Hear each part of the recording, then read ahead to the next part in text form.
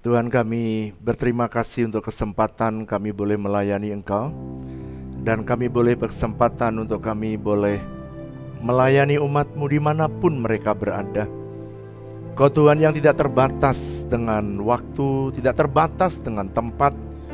Hadirlah di setiap rumah di mana umat-Mu berada, dan berbicaralah kepada kami. Bangunkan seperti yang Kau inginkan, supaya Engkau merindukan ada gereja yang kuat, gereja yang perkasa di muka bumi. Mari berbicaralah kepada kami siap mendengarkan Tuhan. Dalam nama Yesus, haleluya, amin. Mari kita bangkit berdiri, kita deklarasikan bersama-sama. 1, 2, 3. Aku percaya firman-Mu berkuasa. Aku percaya firman-Mu dapat merubah seluruh hidupku. Aku percaya firman ini adalah Tuhan sendiri. Aku siap untuk menerimanya dan melakukannya dalam nama Yesus. Katakan amin. Silakan duduk Bapak Ibu Saudara dikasih Tuhan. Salam saudara. Tanpa saudara sadari kita sudah memasuki di bulan Desember. Dan saudara, kita sudah ada di akhir bulan yang terakhir dari tahun ini. Nah saudara, saya akan melanjutkan serial daripada Strong Church. Sebab ini kerinduan Tuhan untuk Dia boleh membangun gerejanya di muka bumi ini yang kuat, di mana alam maut tidak bisa menguasainya, dan semua agenda sorga dan rencana sorga bisa terjadi di muka bumi. Nah bagian yang berikutnya ini saya akan menyampaikan bagian Strong Church, bagian yang saya beri judul yang keempat, saya beri judul legacy atau warisan. Saya akan ulangi sebentar, apa itu gereja yang kuat atau strong church.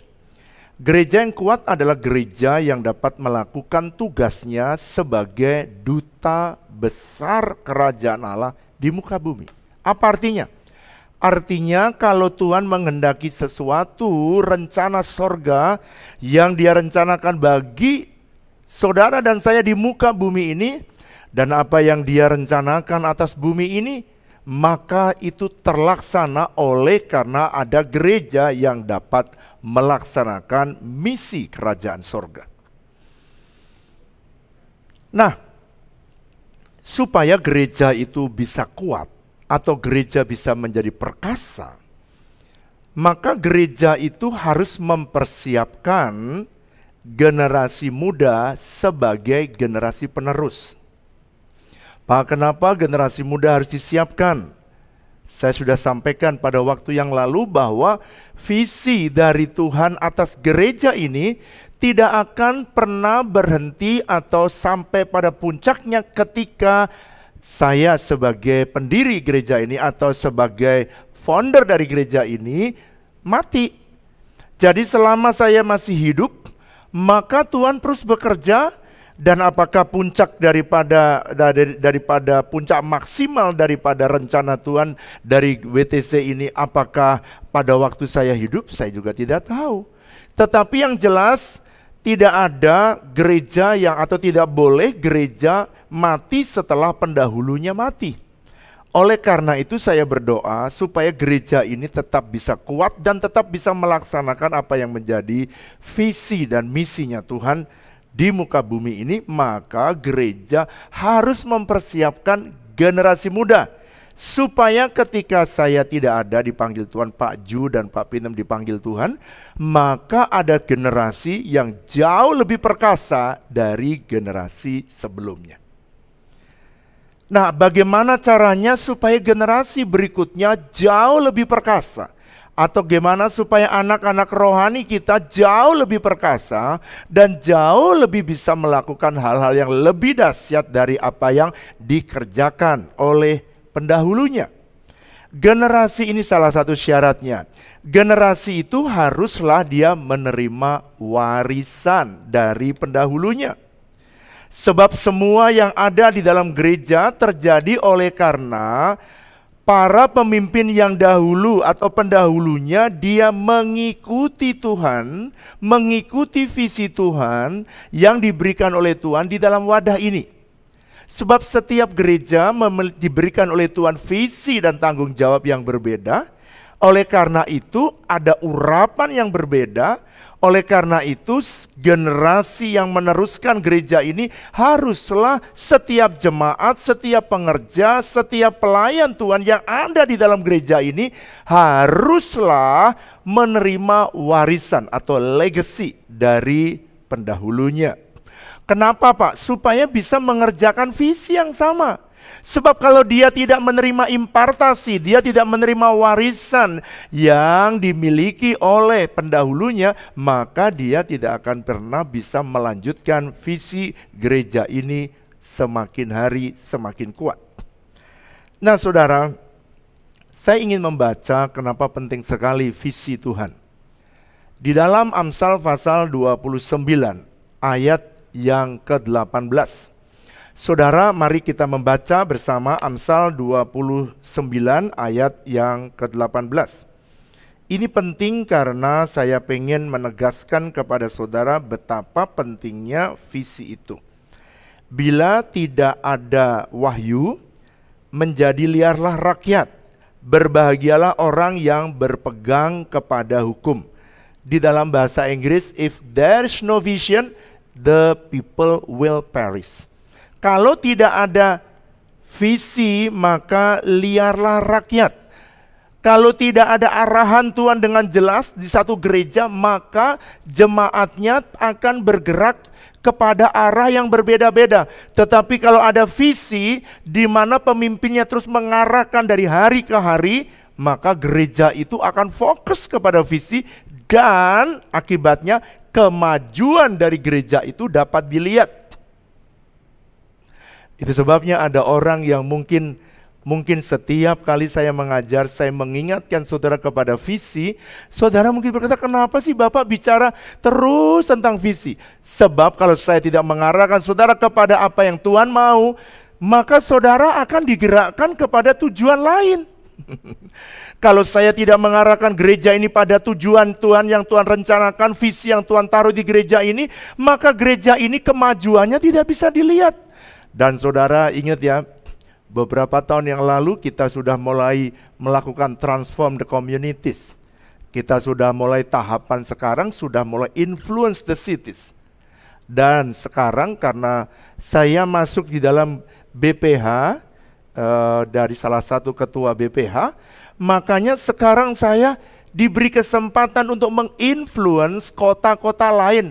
Tidak harus kita membawa gereja WTC, tetapi bukan hanya saja kita punya cabang-cabang di seluruh Indonesia, tetapi saya bisa menginfluence dan memberikan impact kepada seluruh kota di bangsa ini. Dengan saya pergi kepada pemimpin-pemimpin di satu gereja di setiap wilayah. Oleh karena itu saudara, bukan hanya tahu visi. Kenapa sih Bapak sering mengajarkan terus visi? Kemana saya disuruh Tuhan, saudara terus saya ceritakan. Waktu kita disuruh membangun RIS, saya cerita terus tentang RIS Hospital. Kenapa? Karena itu harus selesai, supaya kemajuannya bisa dilihat oleh orang banyak, oleh jemaat dan oleh gereja lain, oleh orang-orang di kota kita. Kenapa kalau saya sekarang bicara tentang HOB, kenapa? Saya sedang mengerjakan House of Bread karena saya diperintah Tuhan untuk menyelesaikannya apa yang diingini hatinya. Dan saya cerita kepada saudara supaya saudara tidak terdistract. Saudara fokus terus kepada apa yang diperintahkan Tuhan supaya gereja ini sampai kepada visi yang Tuhan mau dan kemajuannya nyata, bisa dilihat dan dirasakan oleh semua jemaat. Nah, kenapa saya berulang-ulang melakukan ini? Supaya generasi berikutnya, khususnya anak-anak muda, khususnya next generation, mereka tidak boleh hanya tahu visi. Mereka tidak cukup hanya hafal visi, tetapi mereka juga punya kemampuan bagaimana cara bergerak menuju visi dan mencapai visi. Itu sebabnya saudara, perhatikan ya, perhatikan. Mungkin ada banyak orang bertanya, kenapa sih Bapak selalu menceritakan segala sesuatu yang Tuhan sudah Tuhan ingin kita lakukan. Kenapa sih Bapak sering terus berbicara? Karena saya pengen Anda bukan cuma tahu, tapi saudara bisa bergerak bagaimana caranya menyelesaikan semua tugas yang dipercayakan Tuhan di dalam hidup kita. Ada seorang hamba Tuhan namanya Peter Marshall. Dia berkata gini, give young people clear vision. They may not where to stand and what to stand for, because unless they stand for something, they sell for anything. Saudara, dia berkata begini, berikanlah kepada anak muda itu visi yang jelas, visi yang clear. Supaya dia tahu di mana dia berdiri, kemana dia berdiri, sebab kalau dia tidak, dia akan jatuh untuk sesuatu atau dia menyimpang untuk sesuatu yang lain. Oleh karena itu visi sangat penting. Dan itu sebabnya saudara sabar kalau saya terus mengulang-ulang visi. Dan kalau saya mengulang-ulang apa yang disuruh Tuhan untuk kita lakukan. Kenapa? Supaya saudara tahu, anak-anak muda secara khusus, saudara tahu di mana saudara harus berdiri dan bagaimana saudara harus berlari, kemana Anda harus berlari, sebab kalau tidak, saudara akan terdistract dengan tujuan yang lain. Nah, apa yang banyak orang, ketika saya menulis atau memberi judul ini legacy, banyak anak-anak muda atau jemaat berpikir legacy adalah segala sesuatu yang sudah kita capai, atau segala sesuatu aset di gereja ini yang kita tinggalkan pada waktu saya, Pak Juhardi, Pak Pinem, dan seluruh angkatan yang pertama ini sudah dipanggil Tuhan. Saya mau supaya gereja ini makin hari makin kuat. Setelah saya tidak ada, justru makin hebat. Maka saya harus mengarahkan saudara dan memberitahu what is legacy. Apa itu warisan? Kalau saudara berkata, Pak, kita sudah mempunyai gedung, bagus. Kita sudah punya RIS Hospital, bagus. Kita punya tanah 12 hektar, bagus. Kita punya tanah ratusan hektar, bagus. Kita punya gedung-gedung cabang, bagus. Tapi itu bukan legacy, itu aset miliknya Tuhan. Sebab apa yang kita capai hari ini, saudara perhatikan, maka itu bukanlah menjadi warisan, tapi itu adalah sebuah history atau perjalanan Tuhan. Bukan my story, tapi his story, ceritanya dia.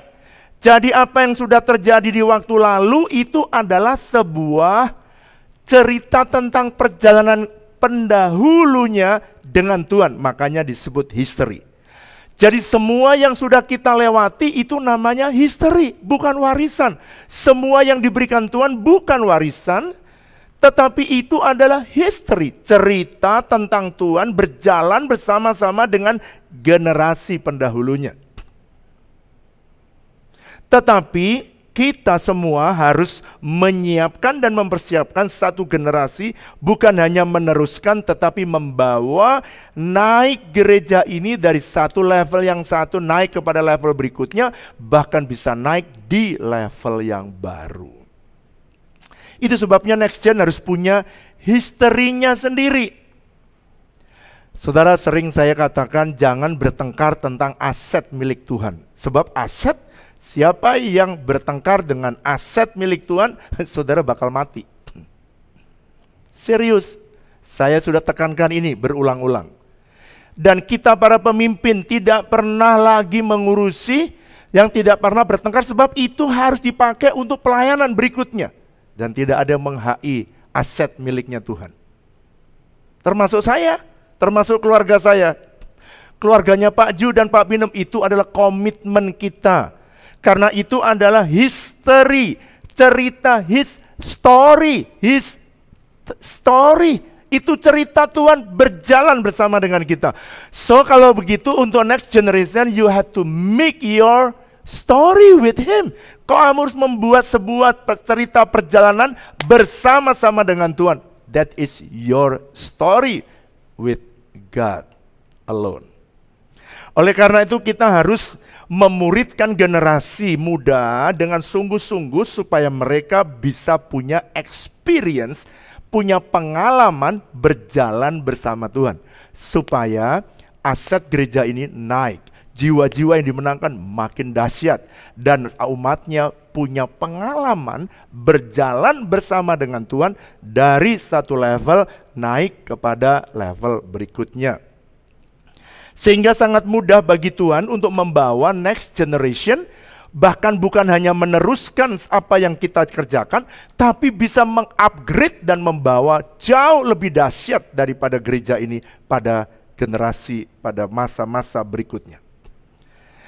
Jadi dengan kata lain, kalau saya mau berkata aset gereja bukanlah warisan itu sendiri, tetapi itu hanyalah sebuah histori yang pernah dilewati oleh generasi sebelumnya, bukan legacy. Saya tegaskan sekali lagi. Ada seorang hamba Tuhan namanya Peter Stroh. Dia berkata gini, legacy is not leaving something for people, it is leaving something in people. Ini yang saya sama dengan apa yang saya sedang bicarakan kepada saudara. Jadi warisan itu bukan peninggalan sesuatu buat generasi generasi berikutnya. Rumah, gedung, tanah, mobil. No. Tapi dibilang legacy is a living something in people. Jadi yang disebut dengan legacy adalah sesuatu yang saya taruh di dalam kehidupan orang percaya, di kehidupan orang-orang muda. Itulah yang disebut dengan legacy. Saudara kalau mungkin bertanya, Pak, apa sih legacy yang Bapak tinggalkan? Yang pertama, saya menaruh TC01 sampai TC07, that is legacy. Jadi bagaimana kalau dulu orang bergumul bagaimana mengalami breakthrough pribadi, mesti belajar bertahun-tahun. Sekarang kita dengan 3,5 bulan, kalau saudara mau, saudara bisa breakthrough pribadi. Anda bisa mengalami financial breakthrough hanya 3,5 bulan, dan Anda tidak usah belajar bertahun-tahun untuk saudara bisa mengalami financial breakthrough. Dan Anda bisa bahagia dalam hidup ini, keluarga saudara TC07 dan seterusnya. Itu sebabnya saya minta saudara jemaat, nikmati legacy, nikmati kebenaran yang memerdekakan, yang membuat saudara bisa mengalami terobosan. Kalau ini jemaat, setiap kali saya mengambil orang bule, selalu ada yang bertanya, kenapa tidak ada orang Asia? Makanya saya ambil orang Asia. Ini orang Asia. The collaboration between the experience of parents and the strength of youth will produce something big and amazing. Kolaborasi pengalaman orang tua dengan kekuatan anak muda akan menghasilkan sesuatu yang besar dan menakjubkan. Jadi, kemarin kita sudah belajar bahwa pelayanan generasi bukanlah replacement, tapi reinforcement. Pada waktu kita memuridkan anak-anak muda kita, mereka menerima legacy, maka kita bisa mengerjakan pekerjaan-pekerjaan yang dahsyat dan menakjubkan. It's really amazing. Pak, apakah itu biblical? Oh yes, perhatikan ya. Apakah itu biblical yang Bapak ngomong? Oh yes. Dari mana saya bisa tahu? Perhatikan ini. Di dalam Yohanes pasal 14 ayat 12, aku berkata kepadamu, sesungguhnya barang siapa percaya kepadaku, ia akan melakukan juga pekerjaan-pekerjaan yang aku lakukan. Perhatikan, bahkan pekerjaan-pekerjaan yang lebih besar daripada itu, sebab aku pergi kepada Bapa. Seorang pendahulu dia harus berkata bahwa aku akan pergi kepada Bapa, tetapi kamu yang sudah menerima warisan. Warisan adalah sesuatu yang ditaruh dalam hidup murid-muridnya. Dan Yesus berkata, murid-muridku akan sanggup dan bekerja melayani Tuhan jauh lebih besar daripada apa yang pernah aku lakukan. Wow, amazing. Jadi dengan kata lain, saya punya harapan besar. Dan saya juga akan buat statement yang sama seperti Yesus lakukan, bahwa kita harus membangkitkan generasi muda agar mereka dapat menerima warisan yang dimiliki oleh pendahulunya, sehingga dapat meneruskan dan dapat melakukan pekerjaan bahkan lebih besar. Saya berdoa saudara, supaya saudara berikutnya saudara bisa mendapati satu generasi. Saya pengen saudara sekarang, saudara sudah melihat sekarang zaman saya hidup sudah ada 5 level generasi jalan bersama-sama. Sampai ke anak-anak. Nanti bisa 7 generasi. Jadi pekerjaan besar akan bisa dikerjakan oleh generasi berikutnya apabila generasi berikutnya tahu bagaimana caranya bekerja sama dengan Tuhan. Karena dalam Mazmur pasal 108 ayat 14, bukan dengan kepandaian, bukan dengan kepintaran, bukan karena kita bisa, tapi hanya dengan Allah kita akan lakukan pekerjaan-pekerjaan yang besar. Jadi dengan kata lain, jemaat kalau mau melakukan pekerjaan besar, saudara nggak bisa mengandalkan pikiran. Kalau saudara mau lakukan proyek yang besar bukan karena Anda punya uang. No, saudara bisa melakukan pekerjaan besar hanya kalau saudara dan saya bekerja sama dengan Tuhan. Amsal pasal 13 ayat yang ke-22. Orang yang baik dikatakan meninggalkan warisan bagi anak-anaknya, anak dan cucunya. Tetapi kekayaan orang berdosa disimpan bagi orang benar.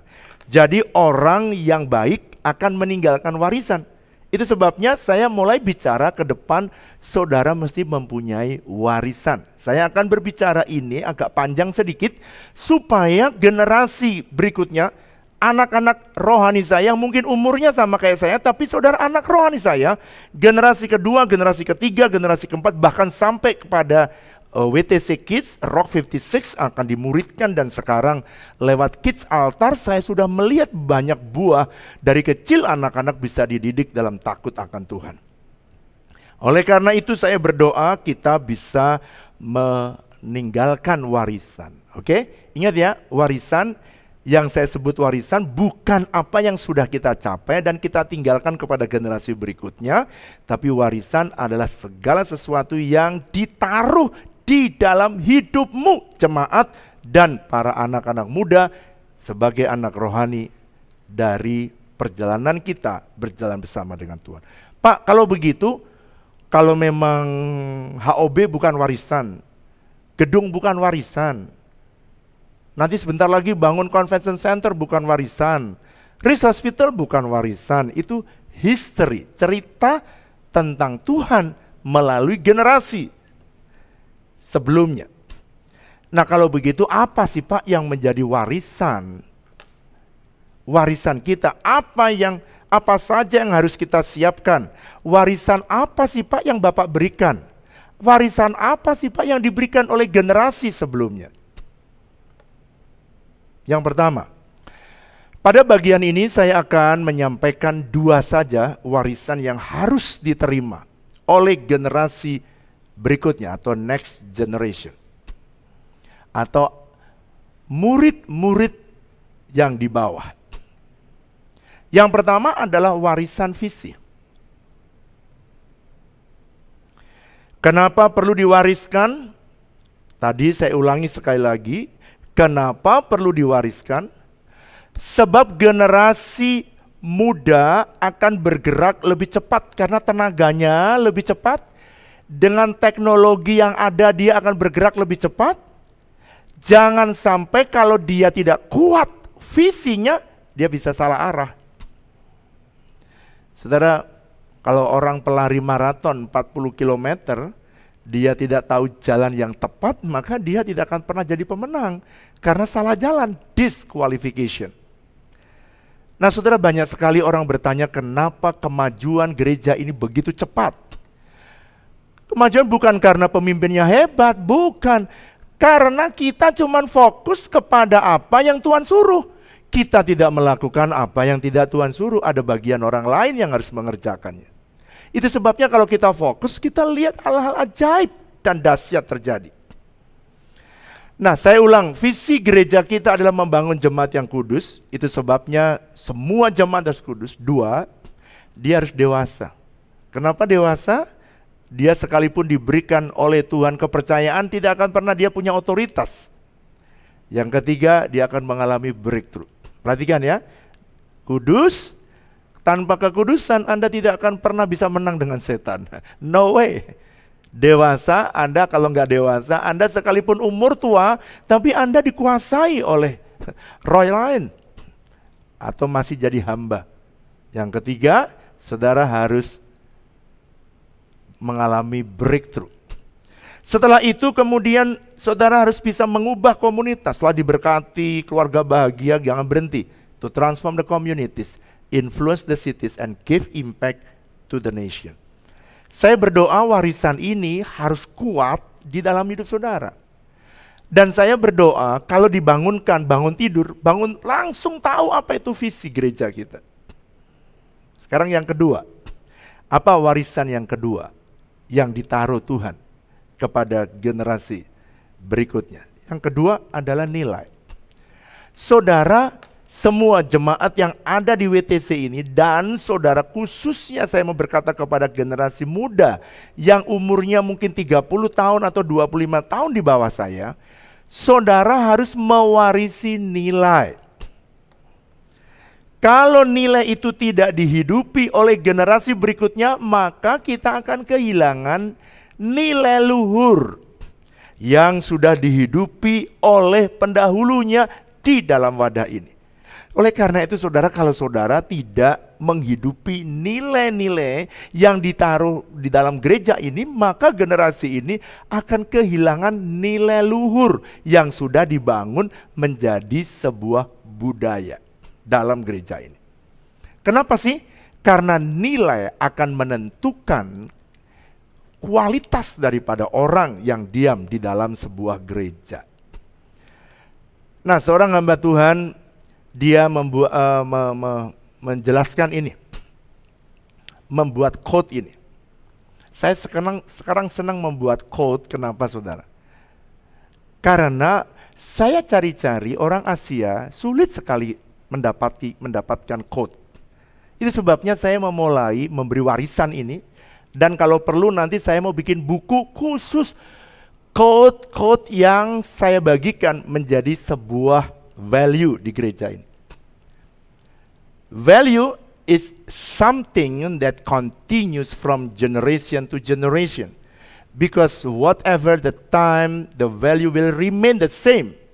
The difference is how to pack it up. Jadi nilai adalah sesuatu yang terus berlaku dari generasi ke generasi. Sebab kapanpun masanya nilai itu akan tetap sama. Dan yang berbeda hanyalah cara mengemasnya, menyampaikannya kepada generasi berikutnya. Mungkin saudara bertanya, Pak, apa nilai dari gereja ini? Saudara, ada 6 nilai dari gereja ini yang saya taruh. Dan ini kita hidupi selama puluhan tahun, baru saya mengajar saudara. Nilai yang pertama, jadi ini saya singkat, jadi waktu satu hari ada pertemuan inti, saya bertanya kepada anak-anak saya di inti, kira-kira supaya saya mudah dan jemaat mudah menghafalkan nilai, coba dibikin akronim. Akronimnya adalah guideline. G yang pertama ya, G. G itu yang pertama adalah generosity. Apa itu Pak generosity? Generosity itu artinya memiliki hati yang senang memberi. Jadi ini value yang ada di gereja kita. Jadi orang pelit pasti tidak betah di gereja kita. Kenapa saudara? Sebab saya akan mengajar saudara day by day terus menerus untuk hidup dengan murah hati. Jadi orang yang gak murah hati dia panas telinganya.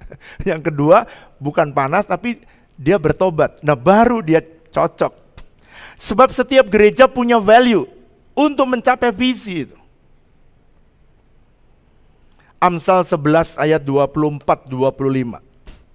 Ada orang yang menyebar harta tapi bertambah kaya. Itu saudara. Amennya nggak yakin. Orang yang menyebar harta tapi bertambah kaya.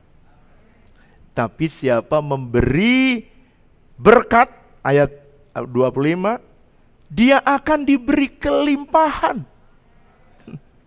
Jadi ada orang yang ngirit tapi kekurangan, tapi ada orang yang memberi berkat tapi malah kelimpahan. Saya pengen naruh nilai dalam hidup saudara supaya saudara senang memberi. Supaya saudara jadi kelimpahan bukan karena Anda hebat. Anda mengalami kelimpahan karena sorga membuka pintu berkatnya. Sampai saudara mengalami kelimpahan dalam hidup saudara. Yang percaya katakan. Di dalam Amsal 11 ayat yang ke-25, di sana dikatakan siapa memberi minum segelas, itu dipakai kata rafa. Kenapa saudara? Karena bahasa kita kosakatanya terbatas. Rafa, memberi minum segelas, kayak begini, segelas. Siapa memberi minum segelas, dia akan menerima minum. Dalam bahasa aslinya dipakai kata ya'ara. Minum yang kedua ternyata sebesar lautan. Saudara, banyak orang berkata, kenapa WTC duitnya banyak? Bukan duitnya banyak, bukan karena kita sering kasih minum. Kita sering kasih makan orang. Makanya kalau kita kasih minum aja dikasih minum selautan, kalau kasih makan selautan. Itu sebabnya jangan heran kalau kita dipercayakan 1 hektar, 12 hektar, 100 hektar. Kalau Anda terus setia dan saudara justru senang menabur dan memberkati orang lain, ribuan hektar pun akan diberikan kepada saudara. Nah, oleh karena itu saudara mesti ini menjadi bagian hidup, ya, hidup kita. Nilai yang kedua, namanya unity. Jadi guideline, ya, GU, unity. Kesatuan hati mendatangkan banyak mujizat. Contoh di dalam Mazmur pasal 133. Ayat itu berkata begini, dengarkan. Kalau kamu rukun, kalau kamu sehati, maka Tuhan yang berkata, kesanalah aku akan memerintahkan berkat. Wow. Jadi kalau ada orang rukun, rumah tangganya rukun, pengerja, gembala dan jemaatnya rukun, makanya gereja itu diberkati Tuhan. Keluarga yang rukun pasti diberkati Tuhan. Itu sebabnya saya mengajarkan ini warisan yang harus kamu terima, anak-anak muda. Dan saya minta warisan ini saudara terima, sebab warisan bukan tanah, bukan gedung. Warisan itu adalah sesuatu yang ditaruh dalam hidup saudara. Value, nilai. Unity bisa terjadi kalau kita punya tujuan yang sama. Beberapa kali saya memberikan ilustrasi ini. Selama kita berjalan bersama-sama pada tujuan yang sama, kita nggak mungkin bisa dipisahkan. Tapi kalau satu ke kiri dan satu ke kanan, maka one day, kalau nggak setahun ya 2 tahun, pasti berpisah. Tapi orang yang punya tujuan yang sama untuk mempermuliakan Tuhan, dan untuk membawa gereja ini jadi berkat, maka saudara pasti bisa unity. Suami dan istri, selama tujuanmu sama, kau mudah unity. Kenapa tidak bisa unity? Karena yang satu tertarik kepada yang lain. Yang satu tetap setia, yang satu enggak. Makanya suami istri harus sering-sering memuji. Gimana pacarannya? Ikut TC 07. Baru saja saya mulai dan nanti yang sudah lulus bisa jadi mentor bagi saudaranya. Saya pengen keluarga saudara semua unity supaya suasana sorga bisa nyata dalam hidup saudara. Nilai yang ketiga yang saya taruh di gereja ini, pertama kali kita hidupi, lalu setelah kita hidupi, lalu kita munculkan nilainya. Kalau guideline, huruf yang ketiga adalah I, integrity.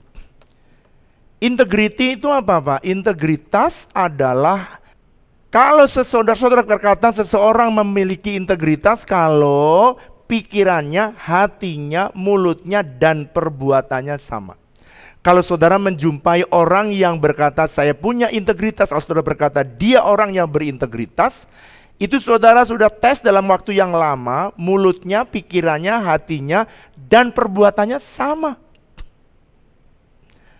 Seringkali saya berkata integritas itu berasal dari kata integrante, bahasa Latin, atau bisa juga disebut whole bahasa Inggris, atau complete. Orang yang komplit itu artinya orang yang utuh, whole. Orang yang tak bercacat antara perkataan, pikiran, hati, dan juga perbuatannya.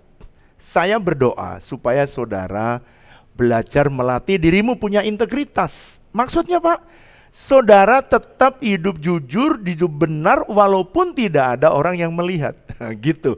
Seringkali ada orang punya integritas kalau di depan umum, di luar dia tidak punya integritas. Yang keempat, nilai yang keempat adalah discipleship, pemuridan.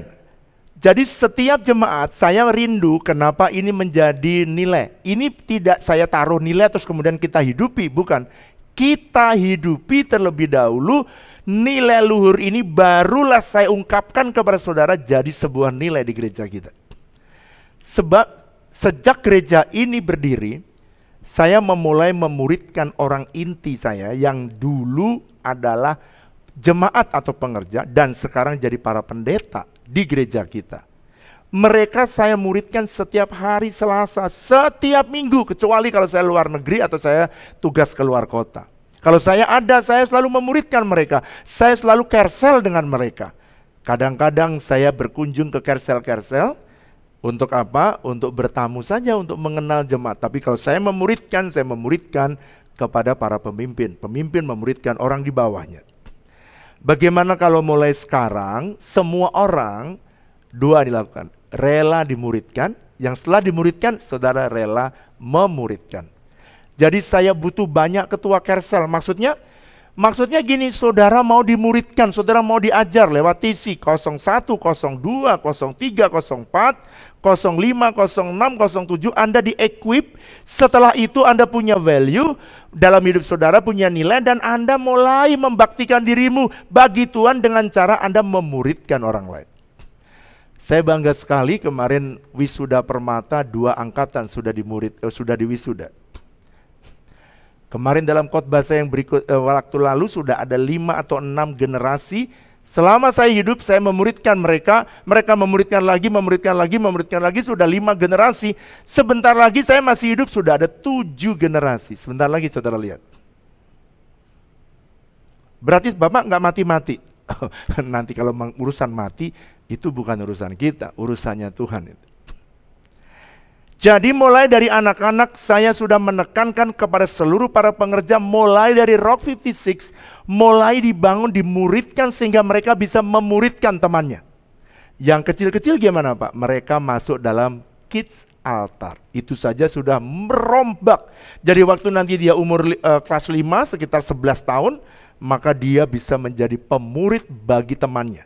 Wow, itu mimpi saya sudah sampaikan kepada semua pelayan next generation. Dan saya pengen lihat ketika saya hidup. Ada orang-orang yang umurnya 11 tahun tapi dia radikal ikut Tuhan. Saya pengen nanti cucu saya di usia itu dia sudah memuridkan. Wow, dahsyat, dahsyat. Nilai yang berikutnya, L. Guideline, L ya, living in God purpose. Artinya gini, saudara hidup tapi tidak untuk hidup maumu sendiri. Nah ini nilai di gereja kita. Saudara hidup, kalau saudara dengar kesaksian yang saya ceritakan, ini saya baru kemarin ya. Saya itu cuman pengen melakukan apa yang menjadi kehendak Tuhan. Supaya apa? Supaya saya mengerjakan pekerjaan-pekerjaan yang diperintah Tuhan. Selain itu saya tidak mau. Makanya living in God purpose is not my purpose. God's purpose. Saya kemarin baru cerita, saudara, tentang HOB ini baru saja kemarin. Saya cerita kepada Pak Pinem dan Ibu Nancy. Saya bilang begini, saya kok pengen ya memelihara ikan baramudi. Itu ikan kakap putih. Ikan kakap biasanya di laut, ini di ikan darat. Saya baru ngomong di mana ya, saya beli ya ikan baramudi. Kenapa kok tertarik? Dagingnya itu enak dan harganya mahal. Jadi saya tertarik. Baru sehari saya ngomong kemarin, saya take khotbah ini. Tiba-tiba pulang pada hari yang sama saya ngomong kepada mereka, tiba-tiba ada jemaat yang WA saya, Pak, saya pengen menabur ke HOB. Lalu saya tanya gini, kamu mau nabur apa? Saya mau menabur ikan yang tidak ada di sana, Pak. Saya tanya ikan apa? 1 ikan bandeng, 2 baramudi. Coba, baru belum ngomong, belum doa, masih baru dalam hati. Ada orang yang kasih baramudi padahal saya tanya, kok kamu punya? Pak, itu sulit sekali, itu harus hasil tangkapan, kemudian harus diadaptasi masuk ke air tawar. Pantesan mahal, lawang susah. Pokoknya semua yang mahal susah. Saudara, saya pengen nilai ini saya mau tanam kepada generasi setelah saya, generasi ini yang kalau apa yang jadi kerinduannya Tuhan itu yang dikerjakan. Bahkan kalau saudara memikirkan apa yang dipikirkan Tuhan, saudara baru ngobrol dengan orang lain, besoknya Tuhan suruh urus orang lain untuk menyediakan. It's really amazing. Dan Ibu Nancy dia berkata begini, waduh Pak, saya pengen bisnis kayak Bapak begitu ya. Maksudnya, ya saya pengen bisnis, kan saya bisnismen. Cuman hidupnya kayak Bapak begitu, apa yang diinginkan besok jadi, apa yang dirindukan besok ada. Dia bilang gitu. Ya saya bilang gini, itu kalau kamu rindu, kamu mesti menghidupi cara saya hidup. Terus dia bilang gini, itu adalah salah satu warisan. Nanti saya akan ceritakan pada sesi berikutnya.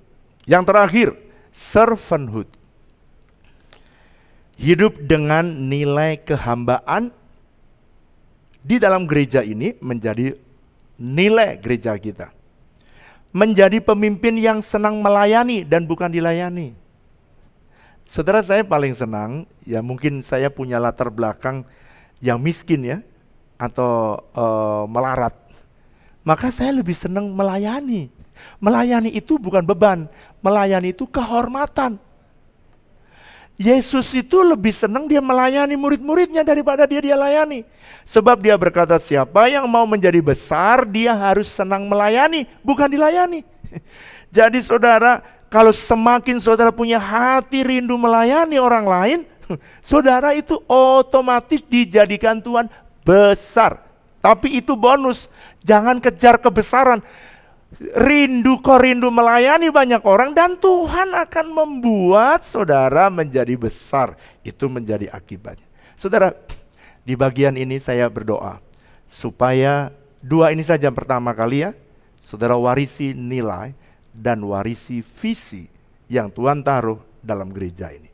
Mari siapkan hati kita untuk menerima perjamuan kudus. Katakan, sekalipun bergelora, badai datang, tapi tidak pernah bisa membuat saudara hilang, karena saudara adalah orang-orang yang kuat, strong church. Mari kita bangkit berdiri sama-sama. Lingkupiku dengan sayapmu, dengan sayapmu, naungiku, naungiku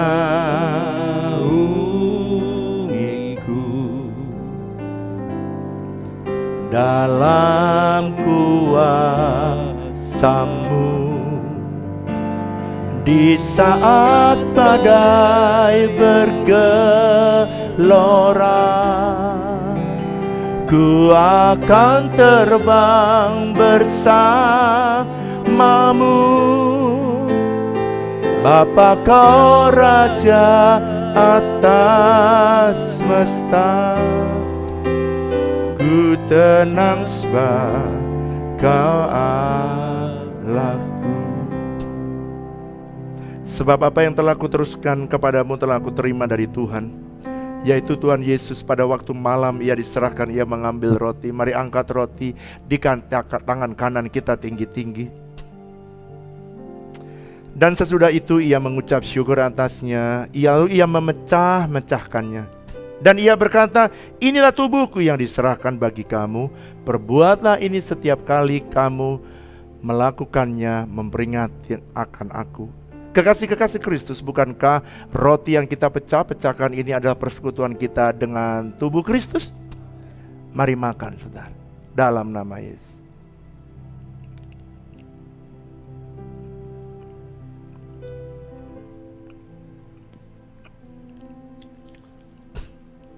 Mari angkat cawan di tangan kanan kita tinggi-tinggi. Demikian juga Ia mengambil cawan sesudah Ia makan. Lalu Dia berkata, cawan ini adalah perjanjian baru yang dimeteraikan oleh darahku. Perbuatlah ini setiap kali kamu meminumnya menjadi peringatan akan aku. Kekasih-kekasih Kristus, bukankah cawan pengucapan syukur yang atasnya kita ucapkan syukur ini adalah persekutuan kita dengan darah Kristus? Mari minum dalam nama Yesus.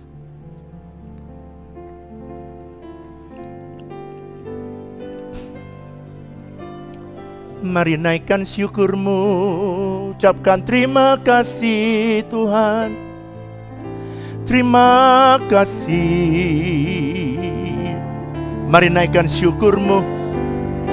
Terima kasih. Syalabarala barala basyandaralamu. Rinarala basyandaralamu.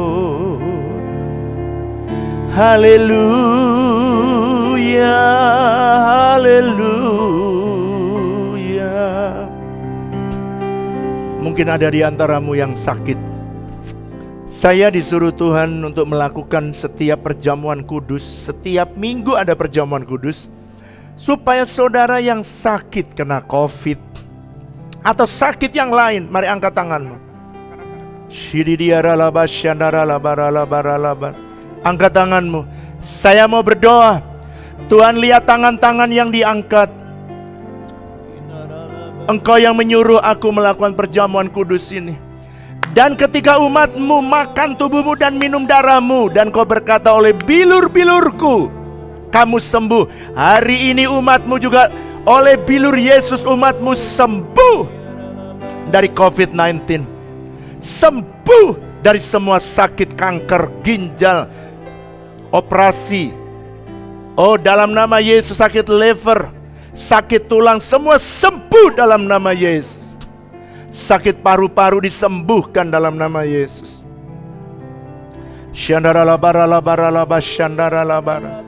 Yes Lord, jama. Yes Lord, sembuh. Yang sakit kepala, yang ada tumor di kepala, sembuh dalam nama Yesus. Yes. Ibu Flora akan berdoa buat saudara.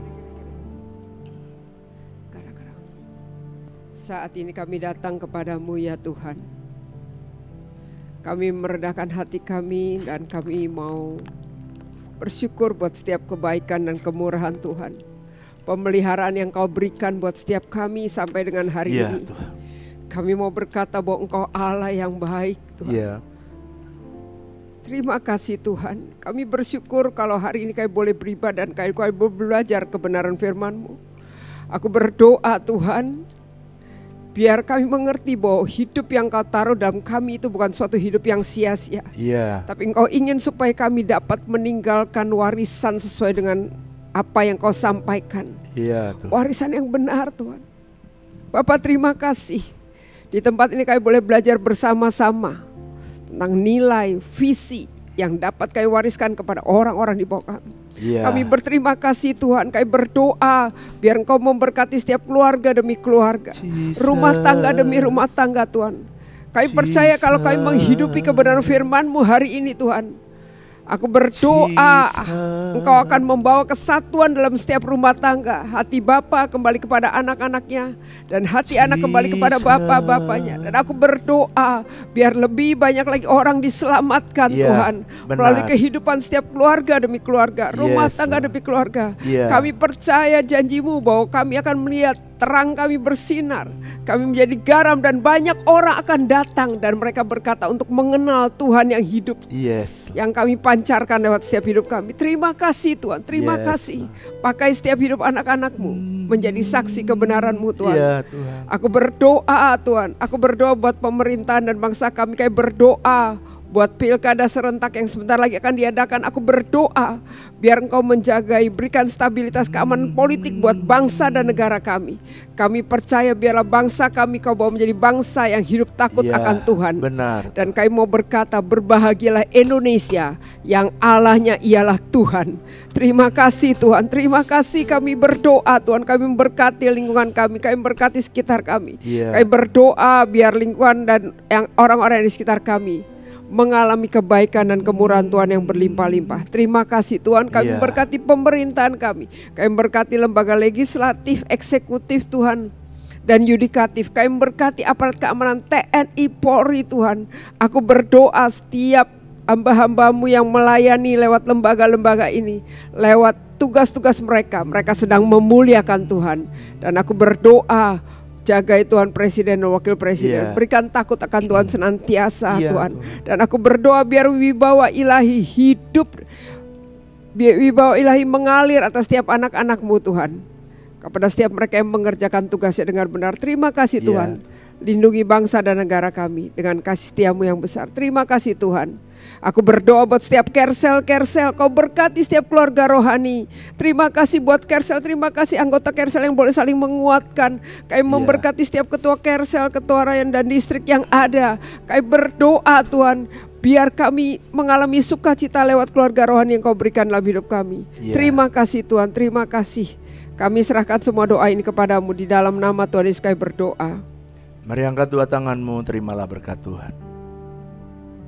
Diberkatilah hidupmu, diberkati keluargamu, diberkati pekerjaanmu, diberkati bisnismu, diberkati anak-anakmu. Berkat yang berasal dari Allah Bapa kita, kasih dan cinta dari Tuhan Yesus, persekutuan yang manis dengan Allah Roh Kudus kiranya menyertai saudara sekalian mulai hari ini bahkan sampai selama-lamanya. Yang percaya sama-sama katakan amin. Selamat hari Minggu, Tuhan Yesus memberkati saudara berlimpah-limpah. Thank you Senior Pastor for the beautiful message yang saya percaya memberkati saya dan memberkati setiap saudara yang ada di rumah. Thank you sudah join online bersama dengan kami dari awal ibadah. Saya berdoa supaya saudara dan keluarga diberkati oleh ibadah hari ini. Buat saudara yang punya prayer request, saudara bisa klik description box, link di description box di bawah. Apabila saudara punya pokok doa yang ingin didoakan, atau saudara bisa kontak nomor hotline kami yang juga ada di description box. Kalau saudara juga punya kesaksian atau saudara yang menceritakan bagaimana Tuhan bekerja dalam hidup saudara dan keluarga, saudara juga bisa kirimkan kesaksian saudara dalam bentuk video singkat ke email gbiwtcserpong.church@gmail.com gbiwtcserpong.church@gmail.com. Bagi saudara yang baru pertama kali hadir bersama dengan kami di ibadah online, kami mau bilang welcome.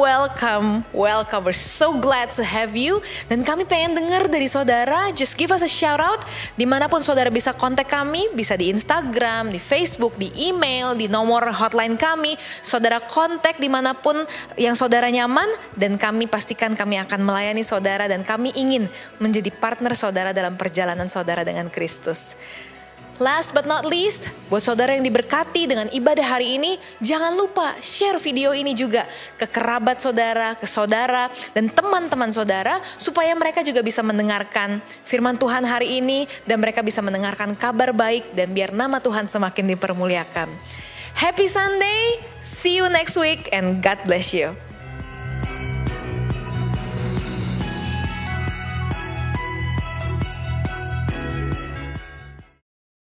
Happy Sunday semua. Tema Voice of Pentecost hari ini adalah, apakah orang Kristen pasti berbuah? Sebagai orang percaya, hidup kita harus senantiasa berbuah, agar supaya memberikan kesaksian untuk orang lain dan sebagai bukti dari hasil kerja Roh Kudus. Jadi apa itu sebenarnya buah roh? Galatia 5 ayat 22-23 berkata, tetapi buah roh ialah kasih, sukacita, damai sejahtera, kesabaran, kemurahan, kebaikan, kesetiaan, kelemah lembutan, penguasaan diri. Tidak ada hukum yang menentang hal-hal itu. Kalau kita lihat secara biologi, buah adalah sesuatu yang dihasilkan oleh sebuah pohon sebagai bagian dari proses pertumbuhannya.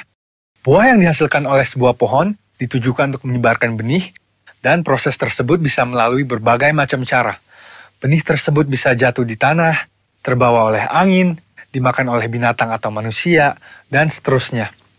Demikian juga dengan kehidupan orang Kristen.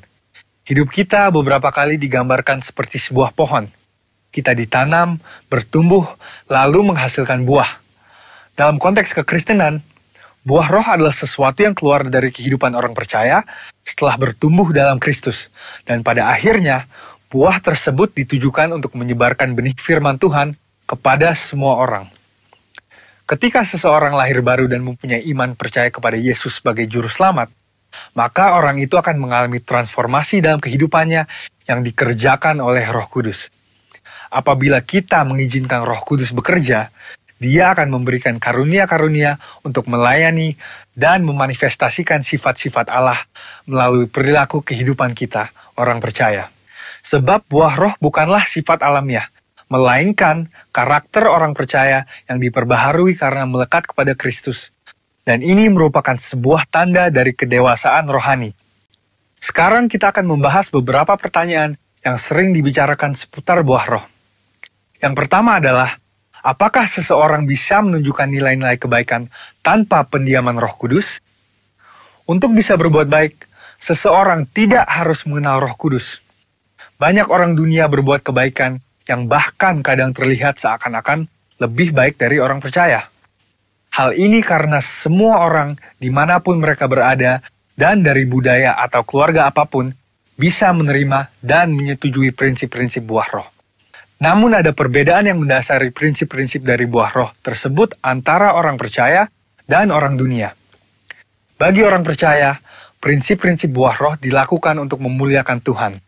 Semua ditujukan untuk menyenangkan Dia dan firman Tuhanlah yang menjadi standar untuk prinsip tersebut.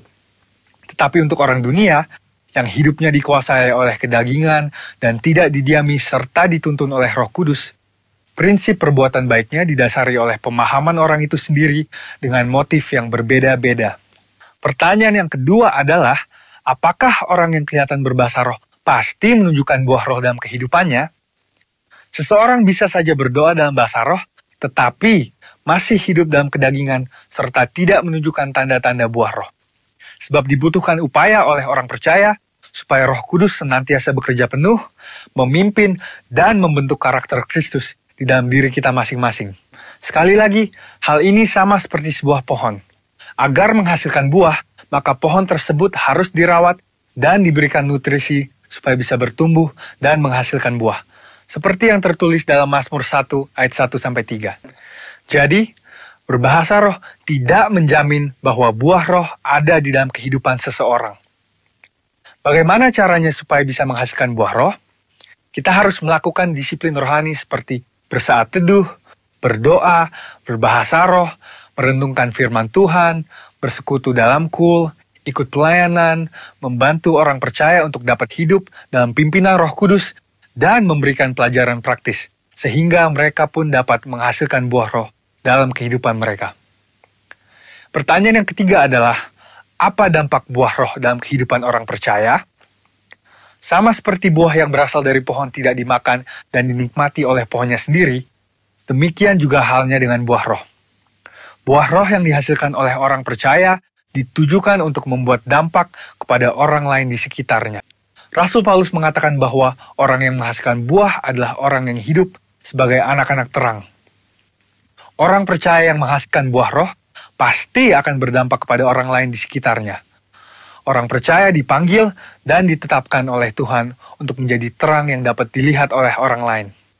Jadi, tujuan akhir dari buah roh adalah supaya lebih banyak orang datang mengenal Tuhan Yesus akibat kesaksian hidup kita. Mari kita mengambil keputusan untuk terus menjaga dan merawat kehidupan rohani kita, supaya nanti pada waktunya, hidup kita juga menghasilkan buah untuk kemuliaan Tuhan. Saudara, untuk penjelasan lebih lengkapnya dari tim teologi kami, jangan lupa buka link yang ada di atas atau scan barcode yang tersedia. Selamat hari Minggu, Tuhan Yesus memberkati.